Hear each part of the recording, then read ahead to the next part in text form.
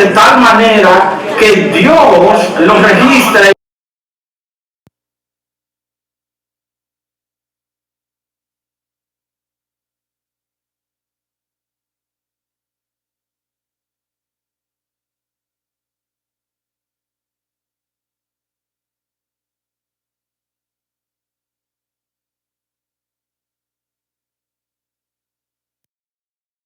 David, en ese momento que él se sintió que estaba como en enemistad. Hace tiempo que no siento que Dios y yo hablamos de alguna manera como es cotidiano. Parece que había algo fuera de lo normal, de tal manera que ya incluso los de afuera se estaban dando cuenta. Entonces vamos a tomar un tema con respecto a eso y vamos a hacer un panorama general. ¿Cuándo o por qué Dios ha hecho silencio? En la vida de David nosotros vamos a encontrar varios momentos en que Dios hizo silencio con él. Cuando estaba perseguido por el rey Saúl, en algún momento él sintió cuando huía que estaba afligido y él mismo cuestionó de que Dios por alguna razón lo había dejado solo, se sentía un poco desamparado. Sin embargo, esta cita está basada en otro proceso de la vida del rey David porque involucra un pecado. Aquel primer tiempo cuando huía de Saúl no era por pecado. En este caso, él escribe esto en un tiempo de que había pasado el episodio con Betsabé.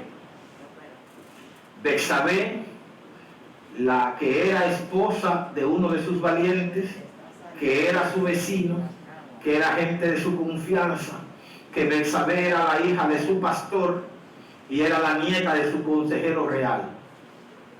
Una cantidad de límites hubo que romper, a tal manera que él terminó matando al esposo. Un poco complicado. Y ese periodo fue un poco intenso y largo, a tal manera que la palabra de Dios volvió ya por el medio del profeta Natán.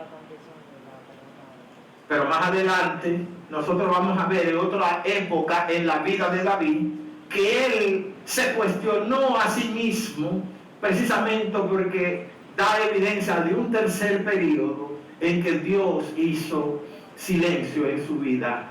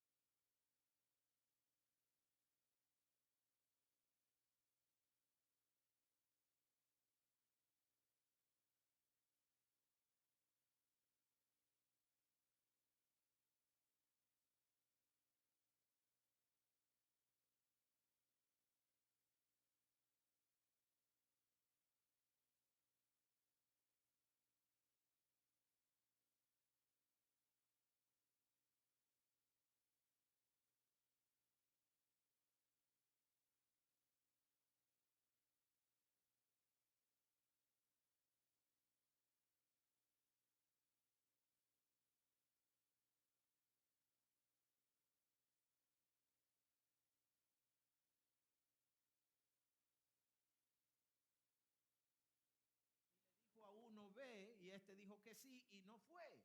Y luego le dijo al otro, ve, y dice no quería ir, refunfuñó, hizo bembita, pero fue e hizo lo que su padre le dijo.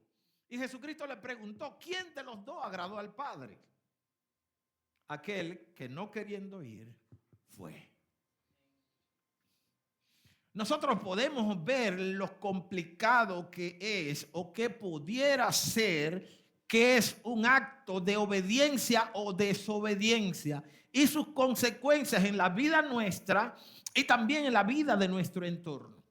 Nosotros vemos a Jonás que en un acto de desobediencia está un mandato bastante claro. Dios le dice, ve a Nínive a predicar las buenas nuevas de salvación, porque si no se convierte va a venir destrucción sobre él. Pero parece ser, es mi opinión, que Jonás tenía una espinita, no quería saber de la gente de Nínive. Eso, por mí te lo puedes llevar todos, en buen dominicano. Yo quisiera que Dios decida sobre él. Pero Jonás decide no obedecer y decide huir e irse a otro lugar. Y en el proceso hay gente en su entorno que no tienen nada que ver con lo que pasó entre él y Dios, que sus vidas estuvieron en peligro. Tomó un barco, se fueron en alta mar y hubo una gran tempestad. Jonás escondido, incluso dice que eran los mejores navegantes, manejaban, hacían todo tipo de técnica, todo conocimiento, y entendieron de que vamos a ver por quién es que no ha venido este asunto, porque parece un asunto de mala suerte. Y dice que rodaron, a ver, echaban suerte, y Jonás salió y dijo, no, olvídense, no busquen culpables, porque todo esto es por mí. Échenme al agua y ustedes verán que ustedes van a estar tranquilos. En el principio el capitán como que era incrédulo, pero incluso siguieron haciendo el esfuerzo para no tener que hacer esa situación, y ustedes saben lo que pasó. Esa gente estuvo en peligro porque Jonás estaba en desobediencia. Si nos vamos a en Éxodo, encontramos la rebelión de Coré. Gente que hace lo que no tenía que hacer y trajo consecuencias para él, para su esposa, para sus hijos, para los tíos, para los abuelos, para los padres, para los hermanos. Toda su descendencia, toda su tribu fue exterminada precisamente por una mala práctica. El pecado de Acán, ustedes lo saben. Entonces es importante que nosotros sepamos que el tema de la obediencia es algo muy primordial para Dios. De hecho, Saúl, el rey, no pudo pasarle el reino a sus hijos por desobediencia. Dios volteó el rostro contra Saúl y guardó silencio contra él, de tal manera que él se desesperó a tal punto de consultar brujos, queriendo buscar una palabra. Eso fue tan complicado que entonces dice la Biblia que Samuel tenía un corazón apegado en amor a Saúl, y dice que Dios le reclamó a Samuel, le dijo, ¿por qué lloras a quien yo he desechado? Se lo deja claro al profeta. La obediencia es un punto tan importante en nuestras vidas que puede haber un antes y un después con algo tan simple. Nos vamos a encontrar dos casos de dos mujeres, el caso de Rahab y el caso de Ruth. Tomaron en consecuencia decisiones que agradaron a Dios y trajo un linaje interesante. Una historia interesante. Así que no perdamos el norte de qué tan importante para Dios es la obediencia. La parábola de la viuda y Eliseo va con el currículum del esposo. ¿Usted ha entendido eso? Porque mi esposo y estaba muerto, era un hombre de Dios. Era un hombre de Dios. No dice que ella era, ni que eran sus hijos. No dice nosotros éramos somos una familia. No, hermano. Dice mi esposo era. Y eso trajo consecuencias sobre la viuda y sobre los hijos. Consecuencias futuras, incluso después de la muerte. Cuando el pueblo de Israel caminó sobre las tierras, dice que Dios le dijo al pueblo: no tomen nada de Moab y de Amón, sino que lo que toméis, pagarlo por precio justo, porque herencia de Lot me es esto. Y Lot fue el único justo de su casa. Ni su esposa ni sus hijos. Pero Dios le contaba esa herencia.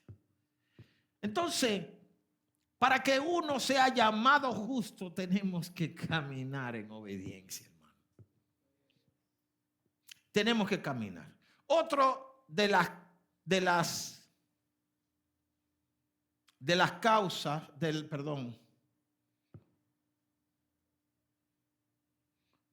otra de las cosas por lo cual Dios puede guardar silencio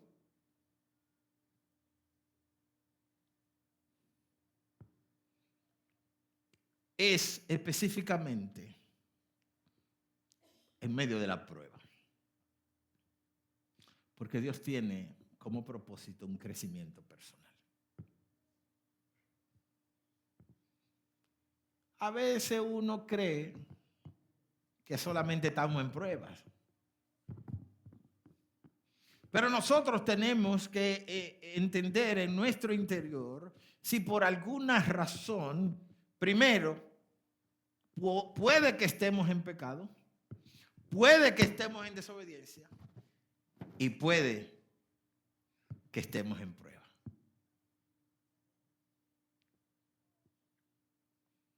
Hermano, el pecado trae malos tiempos. Y los malos tiempos usted puede entenderlo y nosotros podemos entenderlo. Y a veces decimos que es un tiempo de prueba. Y a veces es consecuencia de mi pecado. Una consecuencia de cómo yo ofendí a mi Dios, a mi Creador, a mi Yahweh. Entonces Dios ha guardado silencio y me ha sobrevenido todas estas cosas, hermano. Porque cuando la luz se apaga, prevalece la oscuridad. Recuerden eso. Cuando la luz se apaga, prevalece la oscuridad. No es lo mismo tener un bombillo de 200 watts en la sala que uno de 25, hermano. Usted tiene una luz. Pero cuando usted tiene unos 200 watts, usted abre la puerta de los cuartos y usted busca todas sus cosas allá adentro y la encuentra. Pero con uno de 25 no. Fíjese que los de 25 nada más están en los baños, que son espacios chiquitos. Nunca para lugares grandes. Entonces, tenemos que entender eso. La misma presencia de Dios en nuestras vidas, eso trae sobre nosotros luz. Y la luz es lo que nos disipa todo mundo de tinieblas. Ahora, cuando nosotros hemos decidido vivir o estamos en un momento consecuencia de nuestro pecado, hermano, andamos en tinieblas. Y el que anda en tinieblas no sabe dónde camina, ni por dónde anda, ni sabe a dónde va, ni dónde pisa. Es más propenso a caerse, a golpearse, a tomar malas decisiones, a tomar algo que no debe tomar, a vestirse la ropa que no está planchada o que está sucia porque no lo ve. Estamos en un momento, el pecado nos puede llevar a un cúmulo de consecuencias que tiene que ver con eso y uno entender simplemente que nos ha ido mal porque estamos en prueba, hermano. Pero no es así. La prueba más importante de esta situación que queda registrada en la Biblia es el tiempo que vivió Job. Dice la Biblia, el mismo Dios dice, ¿qué opina de mi siervo Job? Varón perfecto y justo, recto, apartado del mal. Palabra de Dios, hermano. Sin embargo, a él le sobrevino un tiempo en su vida y en su casa desafortunado, que incluso la misma Biblia dice, sin ninguna razón. Eso es un proceso de prueba. Eso es una prueba, hermano. En medio de su justicia le llegó el día difícil. Hay muchos que enseñan en nuestras iglesias que el hecho de que uno camine con Dios siempre va a estar en bonanza, hermano. De que el cristiano que agrada a Dios no le llegue el día malo. La Biblia registra otra cosa. La Biblia lo registra. Sin embargo, la Biblia también registra de que cuando Job terminó el proceso, llegó a un nivel 7 veces más alto, más digno. Lo que perdió lo tuvo 7 veces más. Incluso la honra de él fue 7 veces mucho más alta. Porque el caso de Job era una prueba para crecimiento. No es agradable ni siquiera para nosotros leerla, ¿no? Pero fue así, hermano. Así que hay un momento en que Dios también guarda silencio. Cuando Dios saca el espacio para preparar algo. Nosotros vamos a ver tiempo, por ejemplo, los 400 años de silencio, aunque los 400 años de silencio, Dios guardó silencio sobre Israel y entonces ahí pasaron, en esos 400 años, pasó el imperio Alejandro Magno, el helenismo, vienen los Seleucidas, los Selecos, vino Antíoco IV, Epífanes, profanó el templo, sacrificó cerdos, pero entonces vino una familia revolucionaria, se rebela, los macabeos, y Dios empieza a preparar el proceso porque hace un solo idioma. Entonces Israel llega a ser colonia de Roma, se habla griego, viene Roma, hay carreteras y todo, viene el implemento de la cruz como una condenación. Sin embargo, Dios no ha hablado. Sin embargo, se preparó todo, que la próxima vez que Dios habla era para preparar el camino de la llegada de Jesús a la tierra. Aunque el mundo andaba en silencio, Dios estaba obrando a consecuencia de su plan divino y superior para nosotros aquí en la tierra. O sea, su gloria sigue, hermano. Su gloria es eterna. Ahora yo le voy a decir algo importante. En ningún momento en lo que yo estuve buscando en la Biblia, Dios rompió el silencio con alguien que no estaba haciendo nada. Fíjese que en el tiempo de Elí, cuando Dios decide hablar, no fue Elí. No fue Elí, fue a Samuel. Dice que Samuel servía, era prácticamente como el que estaba ya encargado de la liturgia. Y Elí parece que ya ni se acordaba que Dios hablaba, por eso es la tercera vez, cuando va por tercera vez Samuel a decirle, ve acá, fuiste tú que me llamaste, es que se acuerda de que Dios habla. Y le dice, mira, cuando tú escuches, dile, habla Señor que tu siervo escucha. Después de los 400 años de silencio, que para mí es el tiempo más interesante, Dios decide hablar con un pastor casado con una mujer estéril, Elizabeth. El pastor era Zacarías. Elizabeth era pastor. Pero decide hablar con Zacarías en Jerusalén. Le voy a decir algo. Zacarías no vivía en Jerusalén. Ni era pastor ni sacerdote de Jerusalén. De hecho, Zacarías y Elizabeth tenían una iglesia en el interior. Es como decía en Barahona.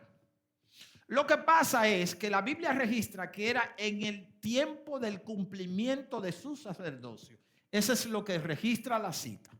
Cuando usted busca ese elemento, usted lo encuentra de que en tiempo de David se estableció un calendario para que todos los pastores a nivel nacional tuvieran un tiempo del ejercicio de su sacerdocio en Jerusalén. Y cuando Zacarías estaba cumpliendo eso en Jerusalén, el ángel le habla en Jerusalén, no en su iglesia, no en su casa, no estaba acostado, no estaba durmiendo. No estaba cortando una madera, no estaba pegando blog, no estaba tomando fotos, no estaba haciendo video, no estaba haciendo streaming, no estaba sacando cuenta, hermano. El hombre estaba haciendo la voluntad de Dios en el tiempo que le tocaba que hacer y en el lugar que tenía que hacerlo. Dios no va a hablar con gente sentado, hermano. Si usted cree que usted haciendo nada sin hacer la voluntad de Dios, Dios va a empezar a hablar con usted, porque nosotros andamos buscando palabra de Dios, porque entendemos que Dios hace mucho que no nos habla y usted no está haciendo, no registra la Biblia en ningún lugar que Dios le haya hablado a una gente después de un tiempo de silencio que estuviera haciendo nada.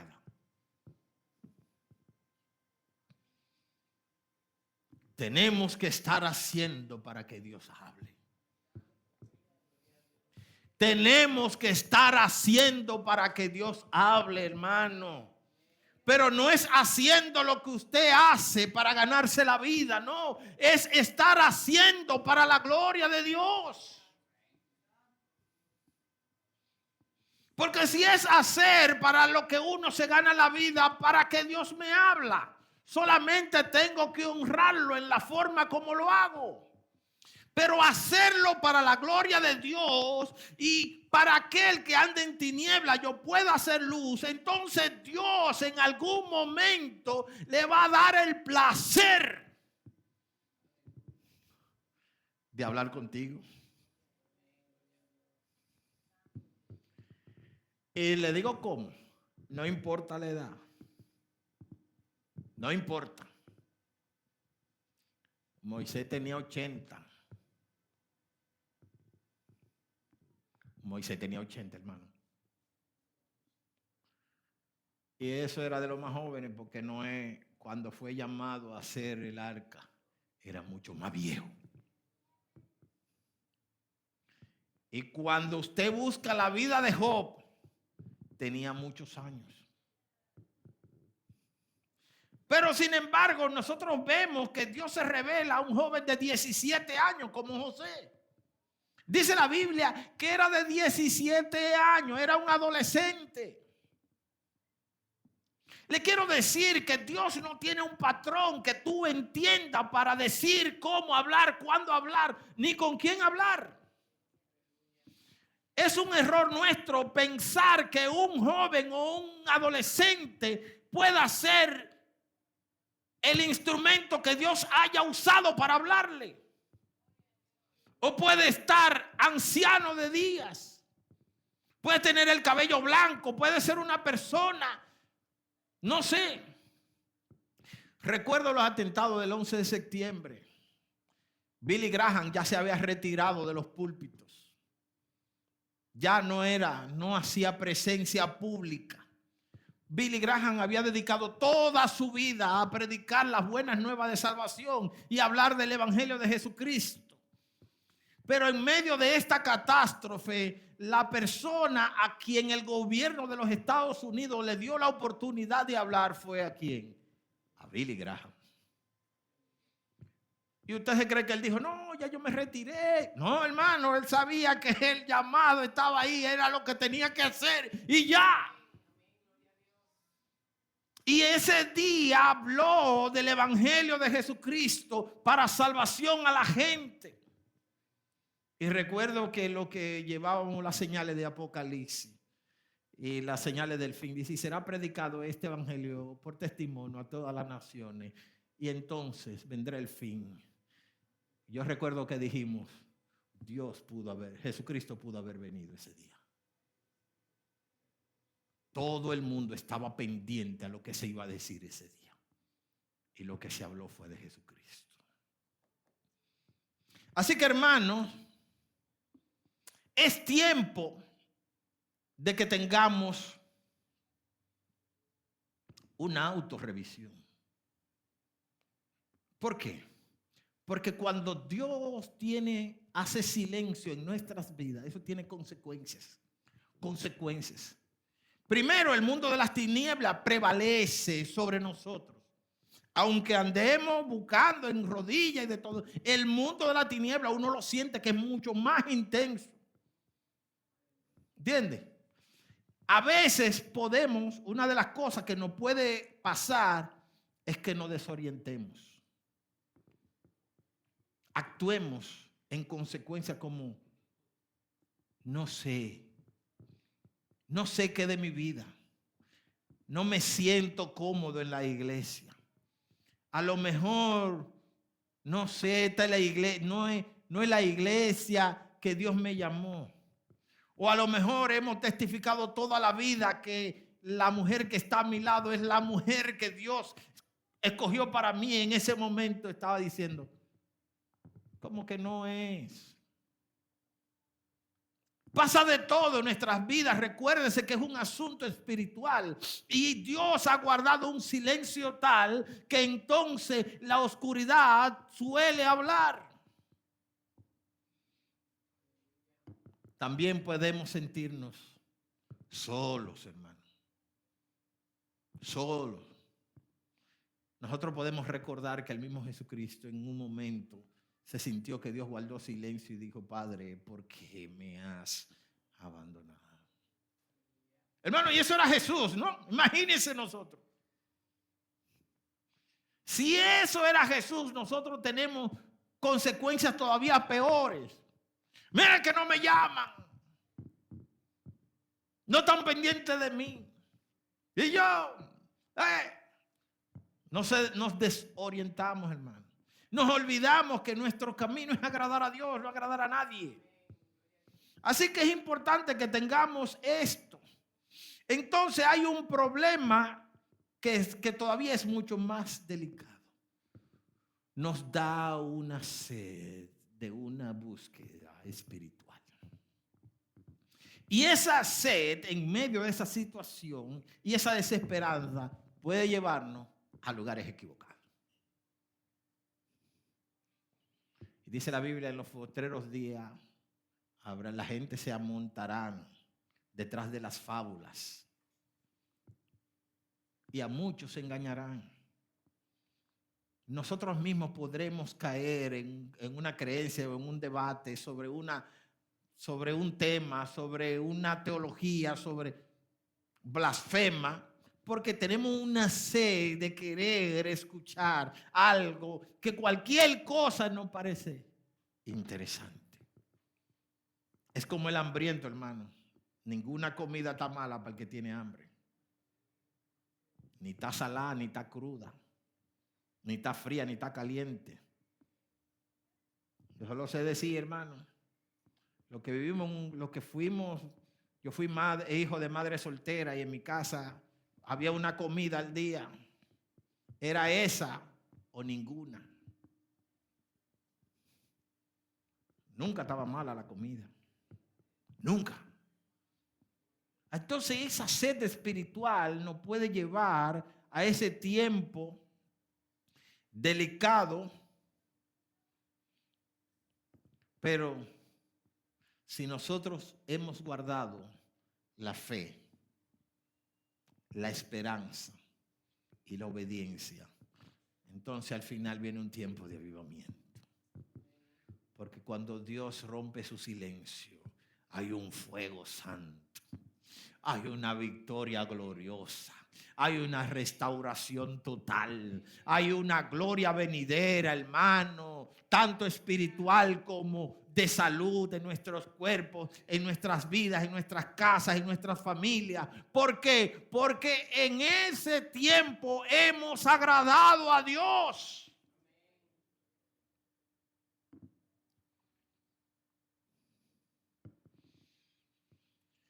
Y para concluir, yo quiero decirle esto. Analiza tu vida cuando Dios haga silencio contigo. Analízala. Nosotros estamos llamados, empezando por nuestros pecados. Estamos llamados a revisarnos si tenemos pecado. Es lo primero que tenemos que hacer. No necesariamente es que tengamos pecado, pero lo primero que tenemos que hacer es buscar si dentro de nuestros corazones tenemos pecado y actuar en consecuencia. Confesión de pecado. Y el segundo paso, asegurémonos que andemos en obediencia.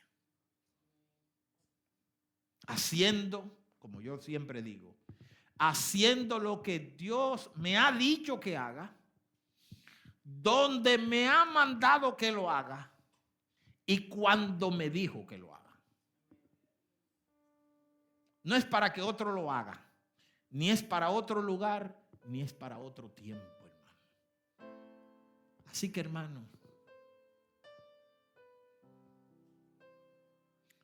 si Dios, a veces yo me he preguntado si Manantial de Vida está viviendo un silencio de Dios. Y eso me lleva a mí a buscar si tengo pecado en mi corazón. ¿Por qué? Porque yo soy de los líderes de Manantial de Vida, hermano.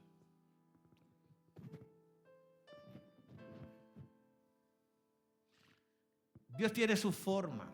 Tú tienes tu forma de tú hablar con Dios, tu forma de relacionarte y de escuchar la voz de Dios en tu vida no es la misma como Él la tiene conmigo. Dios es tan perfecto que puede tener una única manera para cada quien y hacerlo especial.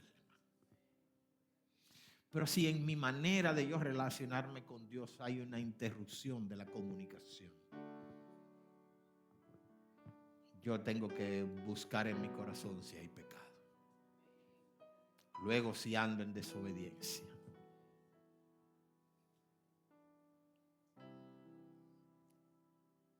luego tengo que verificar si agrado a Dios con mi fe. Y por último, ser valiente y esperar. Así que, hermano, si Manantial de Vida está viviendo un momento de silencio de Dios, haciendo nada no va a romper el silencio. Y para los que no conocen a Dios, no es que Dios ha guardado silencio contigo, es que tú te fuiste de la presencia de Dios.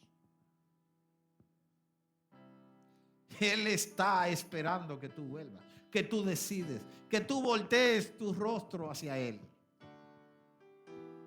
Si tú no has conocido a Dios, no es que tú ruegues a Dios y Él no te escucha, es que tú andas lejos de Él.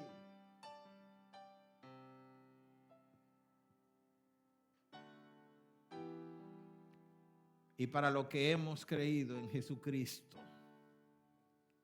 y andamos huyendo del llamado, también quiero decirte que estamos en peligro.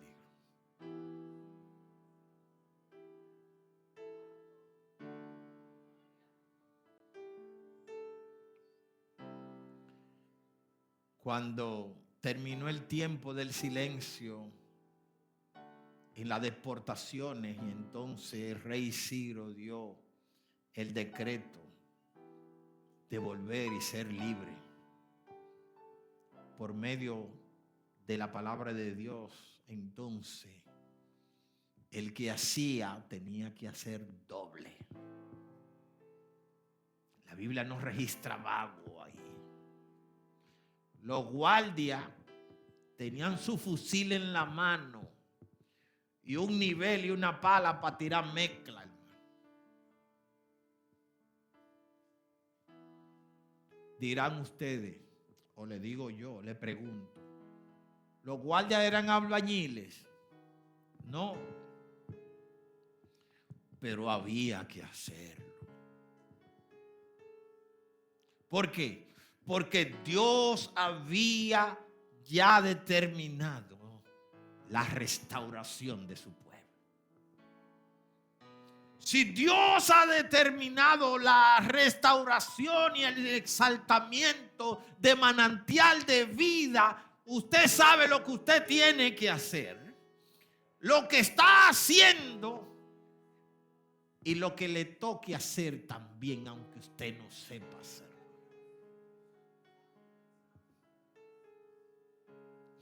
Porque la voluntad de Dios es la que vale, hermano. Entonces manantial de vida va a ser engrandecido, va a ser restaurado. Y vendrá ese esplendor de nuevo, hermano. ¿Por qué? Porque los hijos de Dios que están en manantial de vida no se echan. No le buscan pero al hacer para la gloria de Dios.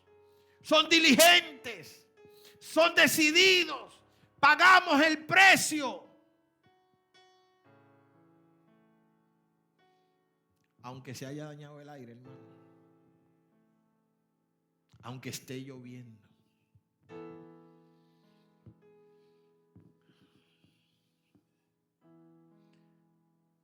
Si usted no falta a su trabajo porque esté lloviendo, porque usted falta a la iglesia lloviendo. Si usted a su trabajo no llega tarde porque llega tarde a la iglesia. ¿Por qué a su trabajo usted anda bien vestido, bien bonito y usted viene en chancleta a la iglesia? No es porque sea pecado, hermano. Ese no es el enfoque. El enfoque es lo que hay en mi corazón.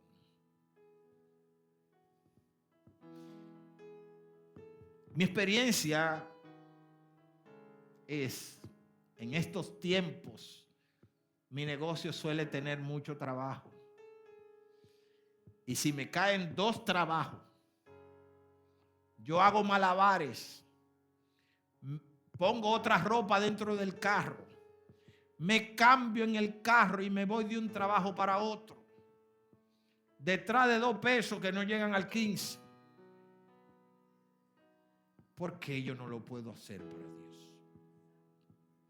Si la recompensa es eterna. ¿Por qué? ¿Por qué, hermano?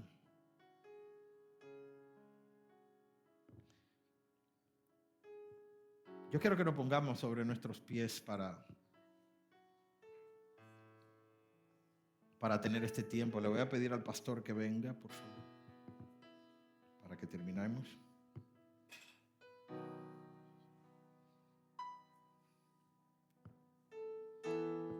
Pastor, esa es su iglesia, Manantial de Vida. Nosotros somos su iglesia. Y Dios ha querido que usted sea el pastor de ella. Ahora es el tiempo de nosotros autoevaluarnos si estamos en pecado, si no estamos viviendo una vida de fe, si no estamos viviendo una vida en obediencia, porque tenemos que terminar el proceso. Así que aquí estamos, pastor. Que Dios me lo bendiga. Amén. Gracias, Negro. Gracias a Dios por este tiempo. Y yo creo que hay un llamado de Dios para cada uno de nosotros.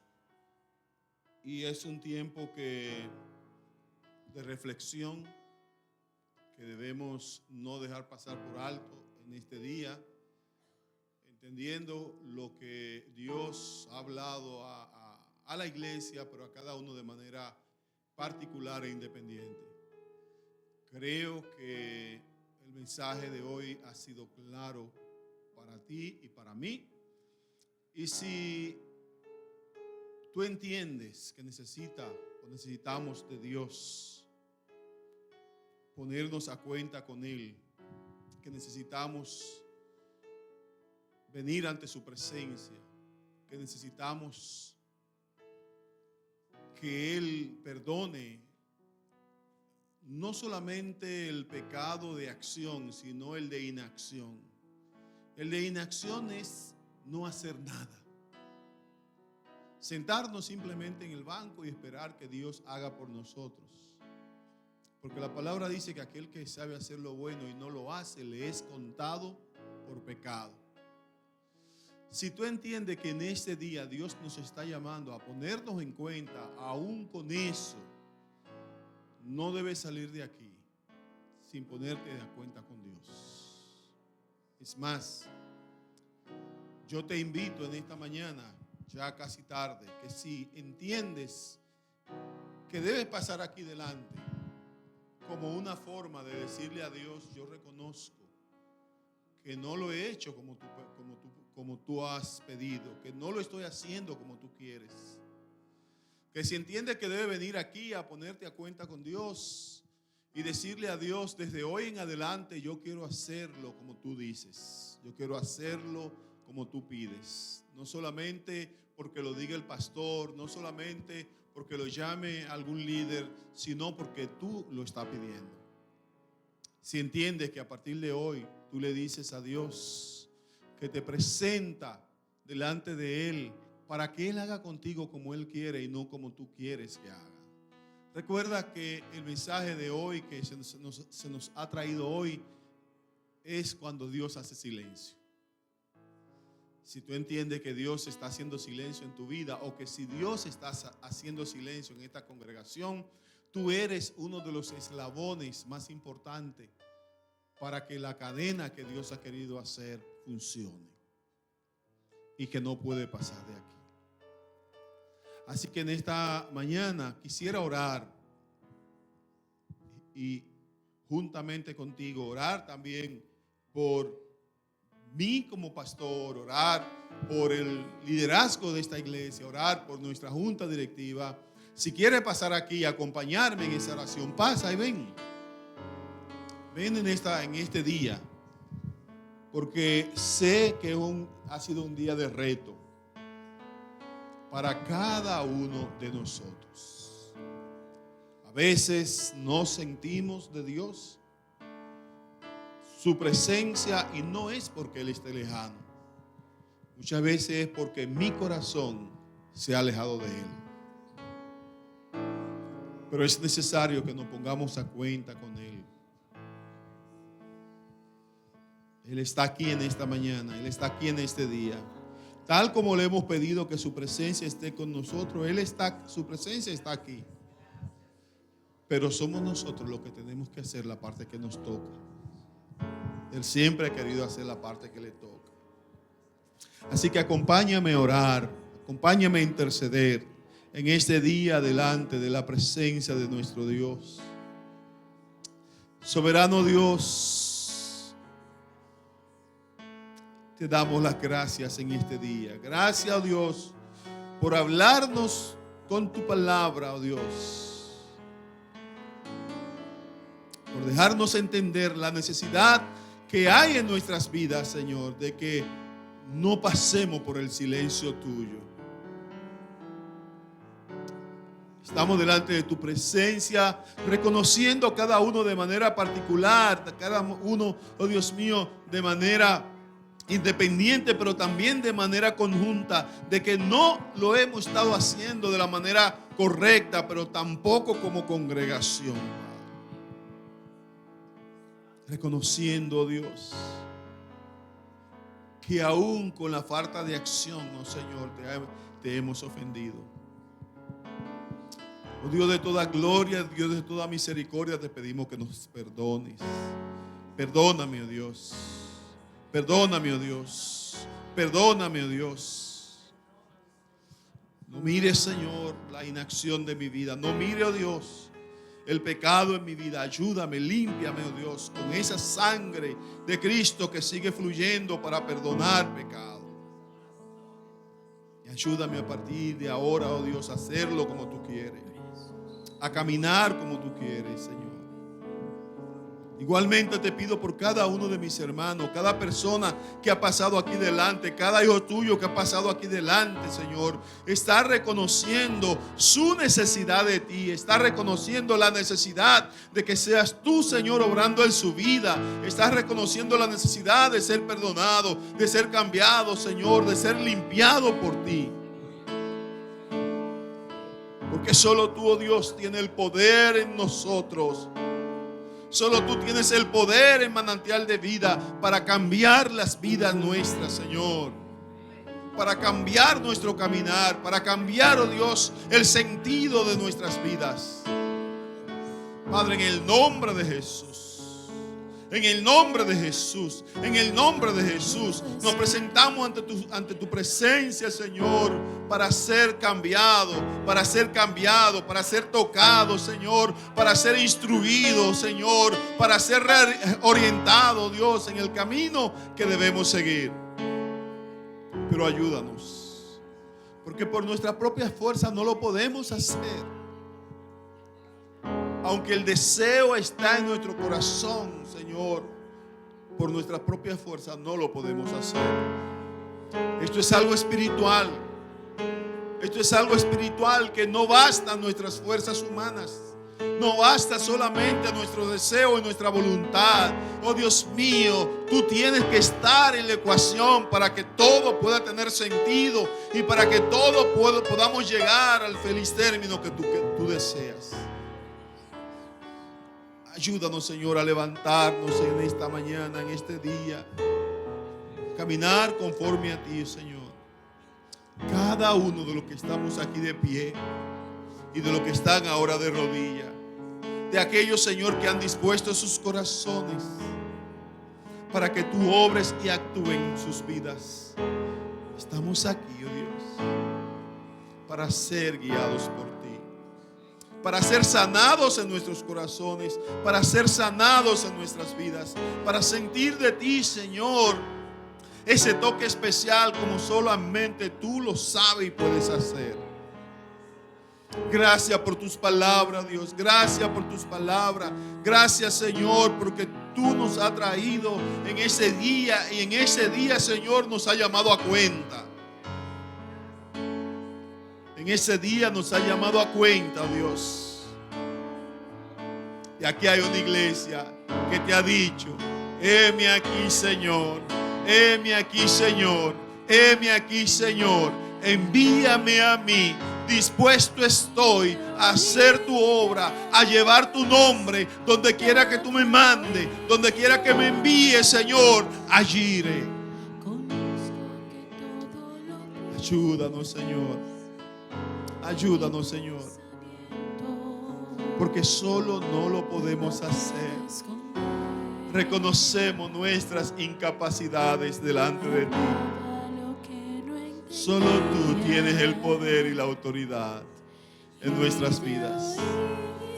Desde ahora en adelante nos entregamos a ti para ser guiados hacia donde tú quieres guiarnos, Señor. Guía a Manantial de Vida, de triunfo en triunfo y de victoria en victoria. Guía a mis hermanos de triunfo en triunfo y de victoria en victoria. Guía a nuestros hogares de triunfo en triunfo y de victoria en victoria. En el nombre de Jesús te lo pedimos. Amén. Amén. Amén. Dios le bendiga, hermanos amados. Dios le bendiga.